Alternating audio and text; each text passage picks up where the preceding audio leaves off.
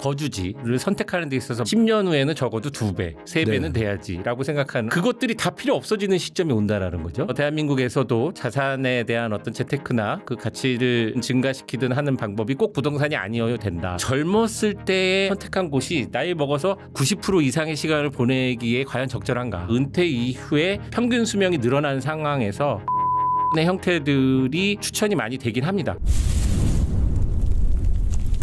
여러분 안녕하세요. 오늘요 우리 실생활하고 아주 밀접히 관련된 분 건축을 하시는 김지호 건축가님 모셨습니다. 어서 오십시오. 네, 안녕하십니까. 김지호라고 반갑습니다. 반갑습니다. 네.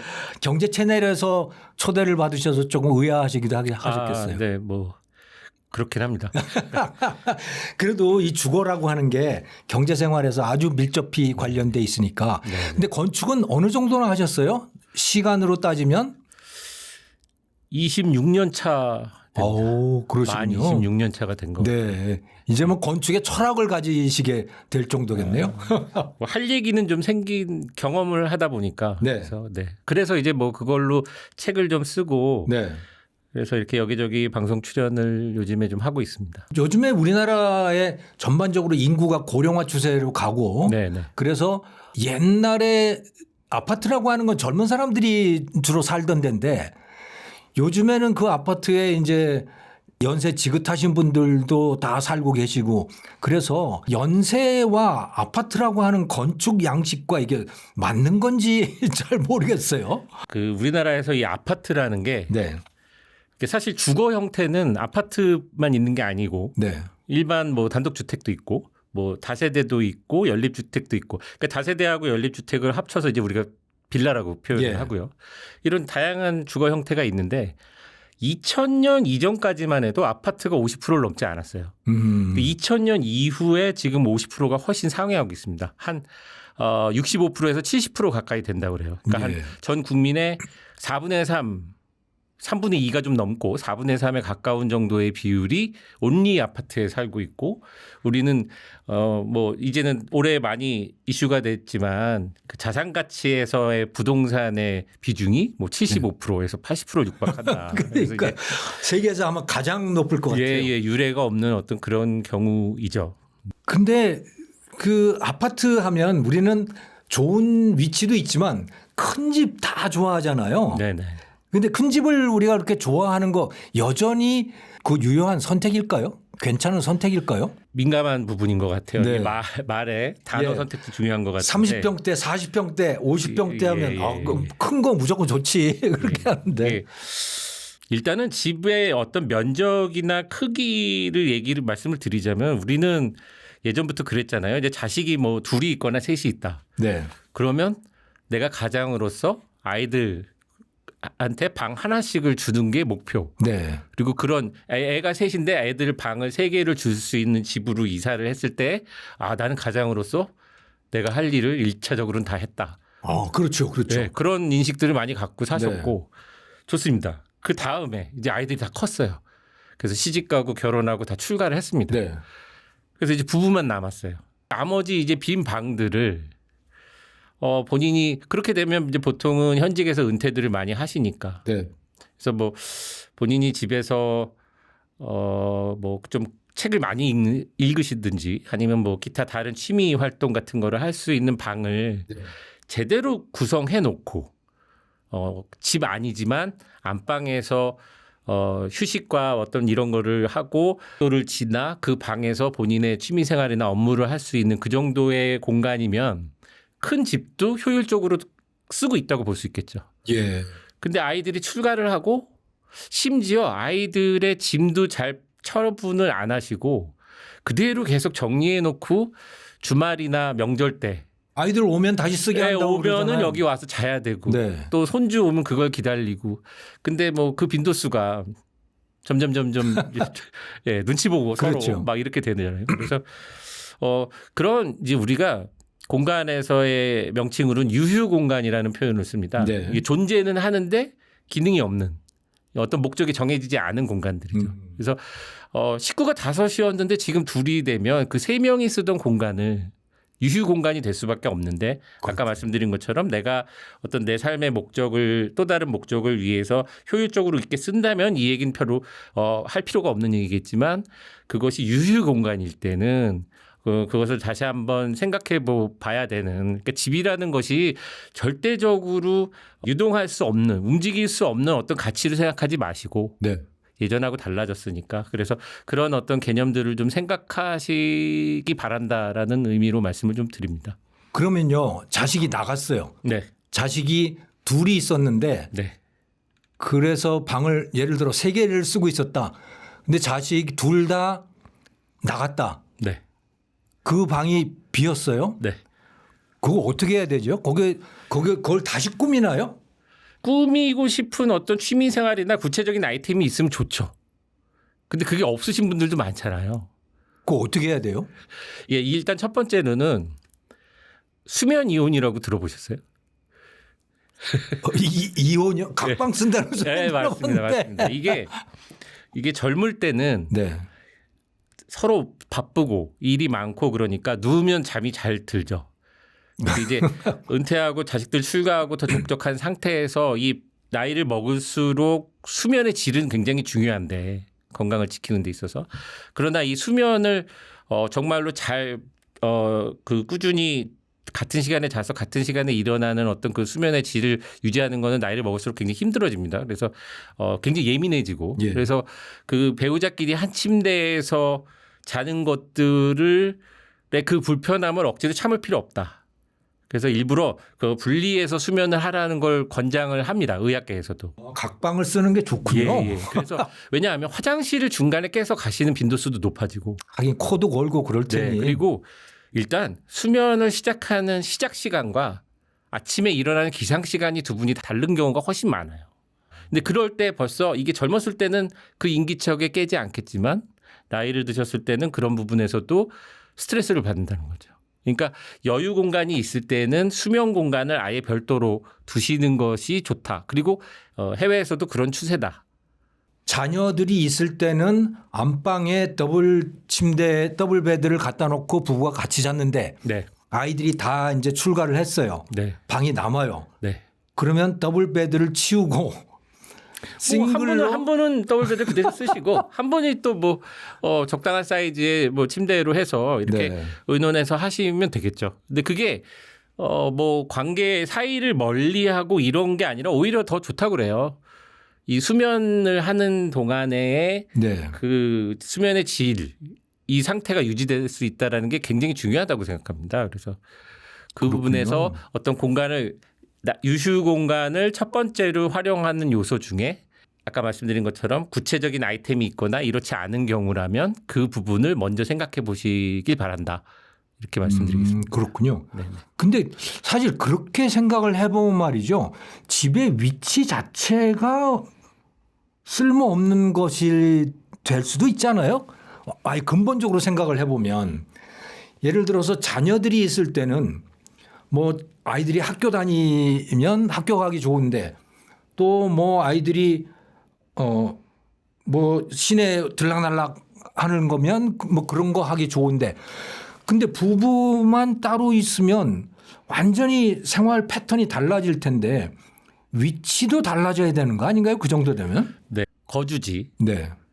선택하는 데 있어서 말씀하신 것처럼 직장과의 출퇴근 거리 그리고 아이들의 학교 문제 뭐 좀 디테일하게 얘기하면 학군까지 고려해서 결정들을 많이 하시죠. 근데 사실 무엇보다 중요한 것은 솔직하게 말씀드리면 아마 대부분 부동산에 대한 어떤 기대. 집값 오를 때. 네, 제가 지금 샀어요. 그러면 이게 뭐 10년 후에는 적어도 2배, 3배는 네. 돼야지라고 생각하는 어떤 물론 뭐 도심에 한한 얘기긴 합니다만 네. 어찌됐건 대한민국에서의 이 부동산 뭐 투기 심리 뭐 이런 것들이 영향이 없을 수는 없겠죠. 그래서 그런 것들로 인해서 정해진 이 집의 위치잖아요. 말씀하신 대로. 그렇죠. 근데 그것들이 다 필요 없어지는 시점이 온다라는 거죠. 예. 지금 첫 번째 출퇴근이 없어졌어요. 은퇴하고 나서. 그리고 두 번째 아이들이 이제 다 성장해서 학교를 다 마치고 두 부부만 남게 됐을 때 앞에 1, 2번의 이 조건이 다 없어지죠. 이제 세 번째 이제 부동산의 문제 같은 경우도 뭐 저는 이제 경제 전문가가 아니어서 뭐 함부로 말씀드리진 않겠습니다만 최근에 그래도 어찌됐건 대한민국에서도 자산에 대한 어떤 재테크나 그 가치를 유지시키든 증가시키든 하는 방법이 꼭 부동산이 아니어야 된다.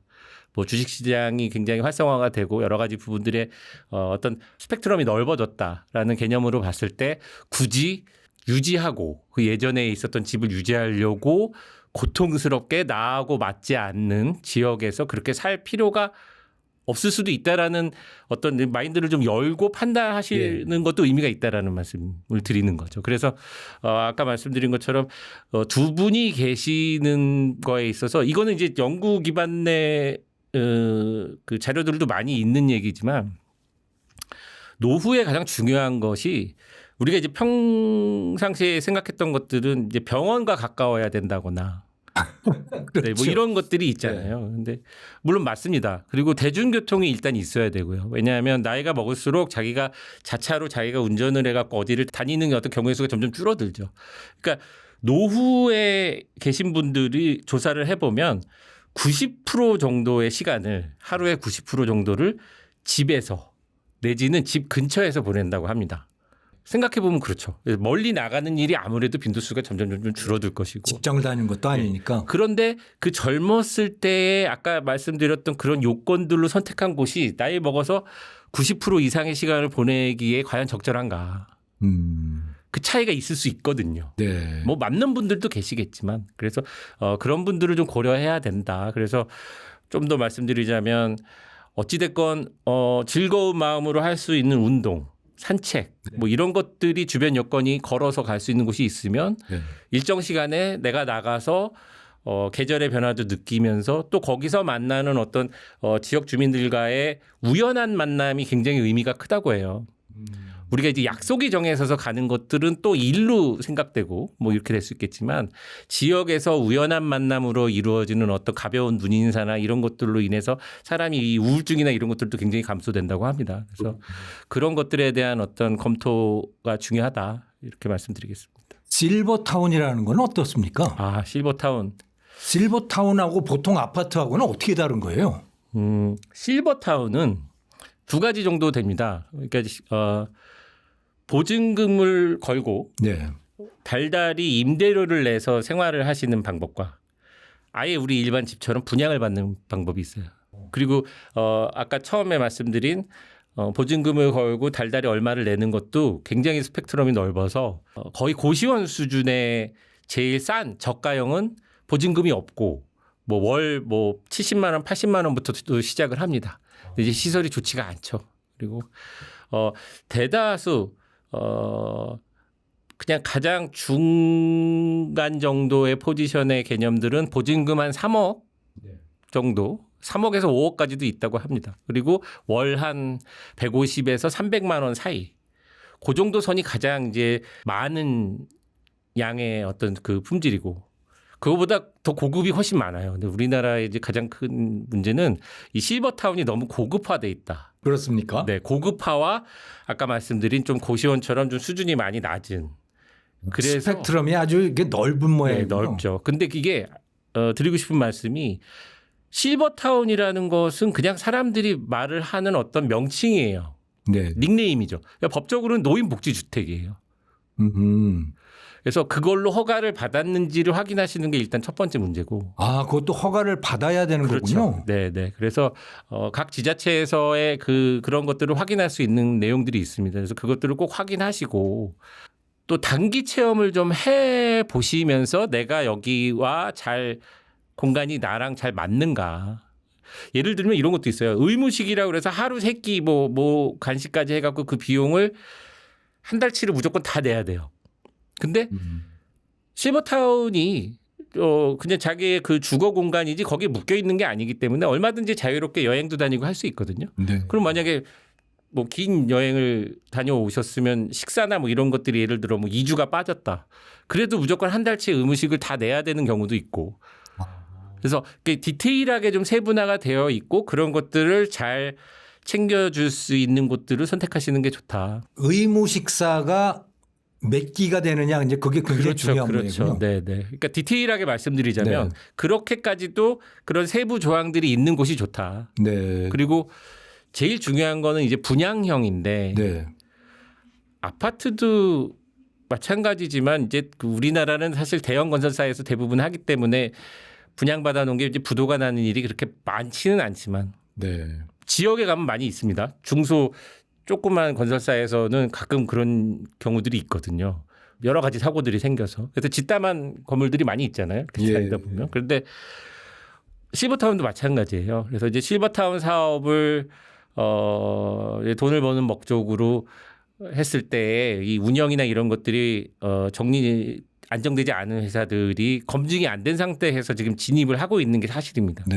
그래서 굉장히 아파트 비용에 준하는 그 정도의 비용을 받고 그 회사가 부도가 나버리거나 그럼 어디 가서 이제 그 반환받을 수 있는 방법이 없기 때문에 그런 부분들을 잘 판단하셔야 될 것 같아요. 그러면 현재 아파트에 살고 있어요. 예를 들어 제가 아파트에 살고 있어요. 부부가. 네. 그런데 실버타운에 가야 되나 말아야 되나 이걸 결정해야 될 때 뭘 기준으로 해서 판단을 해야 되나요? 주택연금을 받으면서 실버타운에 입주하는 게 동시에 가능해졌습니다. 이게 얼마 안 됐습니다. 2년밖에 안 되는데요. 2024년 5월 20일부터 주택연금을 받으면서 실버타운에 입주가 가능하다. 그 주택연금을 받는다는 거는 제가 지금 소유하고 있는 아파트 건물을 담보로 넣어놓고 은행으로부터 그 담보로 주택연금을 받잖아요. 네네. 네, 그 주택연금을 받고 그 집은 임대를 줄 수 있죠. 아. 세입자에게 임대를 주고 저는 실버타운에 살 수 있는. 우와. 그런 게 가능한 거네요. 네, 그게 2024년 5월부터 가능해졌다고 합니다. 임대를 놨으니까 거기서의 임대 수입으로 실버타운에 달달이 내야 되는 그 생활비를 보충할 수 있겠죠. 신기하네요. 네네. 제 집을 담보로 해서 이를 금융회사에다 맡기고 저는 그 금융회사로부터 연금을 받고 네네. 또 동시에 그 집을 임대해 놔서 임대료도 받고. 네네. 야, 이거 신기한데요? 그런 게 가능한 거군요. 그러면 그렇게 했을 때 이거를 이렇게 해야 되나 말아야 되나를 판단하고자 하면 뭘 제일 중요하게 봐야 되는 겁니까? 그 해외 자료를 좀 보면 실버타운에서 거주를 했다고 행복도나 뭐 건강의 상태가 더 좋아지거나 이렇다는 어떤 구체적인 데이터는 없더라고요. 네. 근데 다만 우리나라는 아직 이 실버타운에 대한 개념이나 이런 것들이 지금 확립이 정확하지는 않아요. 네. 그래서 지금 나라에서도 일단은 명칭부터 좀 바꾼다. 그러니까 실버타운이라고 하면 약간 요양원과 요양병원과 크게 다르지 않은 개념들이 이제 중저가형이고 그런 게 머릿속에 떠올라요. 네. 그리고 우리가 이제 그 건대 입구 성수동 쪽에 있는 뭐 클래식 그 501인가 있잖아요. 그런 것처럼 뭐 보증금 10억에 막 월 1,000만 원 이상씩 그렇게 돼야 되는 아주 고급형. 삼성에서 하고 있는 뭐 오렌지 저기가 있고 용인 쪽에 뭐 그런 몇 곳에 대기업에서 운영하는 그런 곳들 몇 곳 외에는 너무 저가형이다. 쉽게 얘기해서 그곳은 실버타운이라고 해서 가보면 이게 병원인지 아닌지 일자형 복도에 그냥 베드가 이렇게 나열되어 있는. 그래서 그렇습니까? 네, 좀 그런 어떤 느낌이죠. 그래서 이거를 이제 시니어 타운, 실버타운이라는 명칭도 빼고 해외에선 다 이제 시니어라는 명칭이 붙어서 헤드에 시니어라는 명칭이 붙어서 여러 가지 다양성 있게 나오는데 이거에 대해서 좀 전문적인 연구가 필요해요. 그래서 지금 나라 국토부에서도 그걸 준비하고 있고 저 역시도 지금 이거에 대해서 많이 여러 기관들이나 의뢰를 받아서 이제 준비를 하고 있는 상태인데 해외 연구 자료에 의하면 어찌됐건 이 뭐라 그럴까요? 건강 상태에 따라서 조금의 차이는 있을 수 있지만 우리가 은퇴 이후에 평균 수명이 늘어난 상황에서 집에서 자식들이 오는 것만을 기다리면서 이렇게 혼자 있는 것보다는 어떤 그 사회적인 연결 상태 이런 것들을 유지하면서 있을 수 있는 그런 시니어 타운의 형태들이 추천이 많이 되긴 합니다. 그런데 다만 우리나라에서처럼 그런 일자형 복도에 이렇게 베드가 나열되어 있는 방들 구조보다는 좀 더 그러니까 쉽게 얘기해서 식사도 그들끼리 자유롭게 뭐 10명 언더에서 미만에서 이렇게 구성해서 식사를 할 수 있는 정도의 소규모 주방들이 이렇게 그룹별로 이렇게 좀 있는 형태들이. 그러니까 복도의 형태도 한눈으로 저 끝까지 보여지는 관리 감독을 하기 위한 그런 부분이 아니라 조금 가변형으로 뭐 이렇게 있을 수 있는 곳들에 대한 어떤 공간을 다루는 입장에서 훨씬 다르게 전달된다라는 거죠. 그래서 그런 것들에 대한 연구나 활성화가 필요하다 이렇게 생각하고 있습니다. 근데 저는 저희 어머니가 고대 앞에 그 안암동에 노블레스 타워라고 하는데 계셔가지고 거기 몇 번 왔다 갔다 하고 그랬었는데 거기 들어간다고 제가 생각을 해보면 이거 답답하지 않을까? 네. 맨날 보는 사람 또 보고 식당 가서 보고 복도에서 보고 이랬는데 생각을 좀 많이 해봤는데 네. 우리나라가 이것부터 좀 말씀을 드릴게요. 6.25 전쟁 이후에 이 네네. 아파트라는 게 이제 처음 생긴 겁니다. 1962년에 마포 아파트가 처음 생겼어요. 네.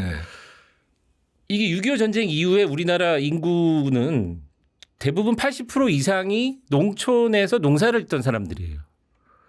뭐 그렇죠. 어르신 앞에서 제가 이런 말씀을 드려서 그렇지만. 근데 이제 전쟁이 나고 뭐 하면서 산업화도 시작이 됐고 미국의 원조를 받아서 네. 그래서 다 도시로 몰려든 거죠.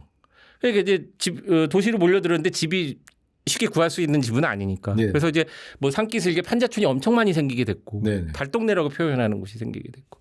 그런데 그때 이제 나라에서 처음 62년에 마포 아파트라는 걸 지었는데 그건 또 당연히 일반 농사짓던 서울로 이제 옮겨온 사람들이 쉽게 구할 수 있는 범접할 수 있는 집이 아니었죠.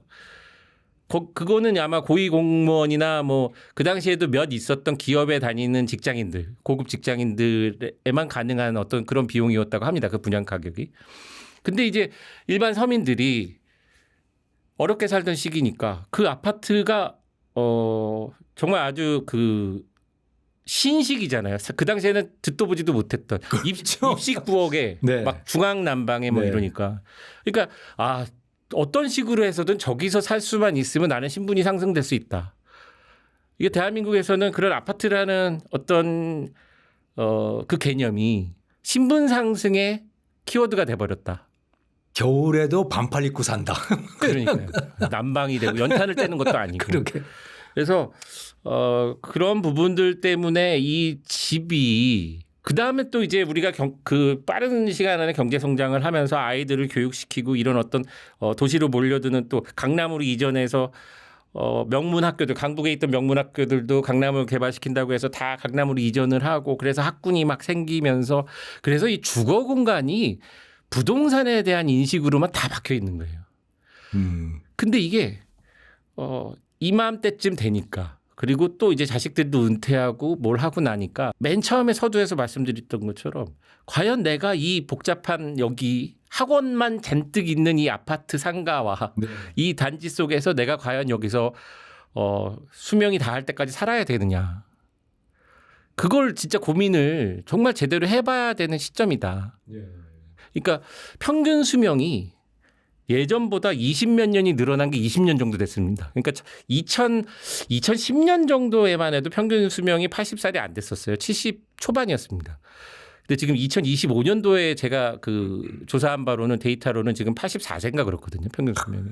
그러니까 엄청나게 늘어났잖아요. 예. 그래서 이제 제가 누누이 말씀드리는 얘기인데 우리가 이제 노후라는 표현을 내가 다니던 회사에서 뭐 은퇴를 하거나 1차적인 하던 일을 멈췄을 때 대략 뭐 이제 60세 뭐 전후로 이제 평균치로 말씀을 드리자면 그 다음부터 평균 수명의 그 양이 엄청 늘어났습니다. 20, 30년이 생긴 거예요.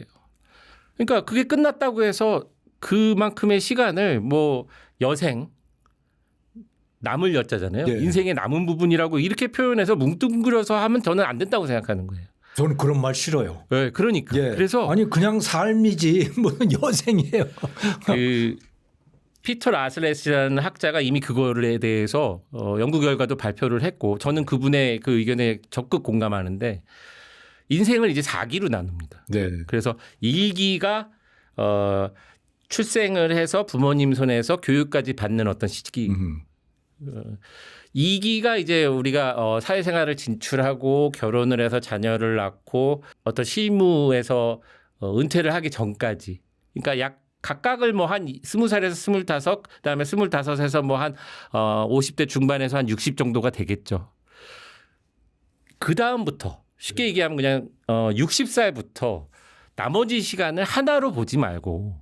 아, 그 하나가 아니에요? 하나로 보지 말고. 네. 아니 지금 정말 건강하신 분들 너무 많잖아요. 대부분 네. 다 건강합니다. 어느 정도 신경 쓰고 살면. 네. 그러면 진정한 어떤 어깨에 부담감이 없는 그 인생의 왕관이라고 부르셨어요. 그 학자분께서. 네. 그래서 그러니까 더 이상 이제 평생을 아이들 교육시키느라 또 뭐를 하기 위해서 돈 열심히 벌었고 그것이 다 끝난 그 상황에서 또 다른 어떤 새로운 인생을 계획하고 거기서 어떤 충만한 준비를 해야 된다. 저는 야구로 따지면 네. 5회가 끝났다. 예. 6, 7, 8, 9, 4회가 남았고 야구를 보시는 분들은 잘 알겠지만 불펜 투수가 가동되는 시기예요. 선발 투수가 열심히 던져서 그러면 거기서 그 게임을 앞서고 있을 수도 있고 좀 뒤지고 있을 수도 있지만 내 인생을 얼마든지 후반전에 역전시킬 수 있는 세상이니까 그것이 돈을 버는 일이든 자기의 존재를 확인하는 일이든 요즘에는 수단과 방법이 굉장히 다양해졌기 때문에 훨씬 더 새로운 개념으로 열심히 살 수 있는 그런 시기다.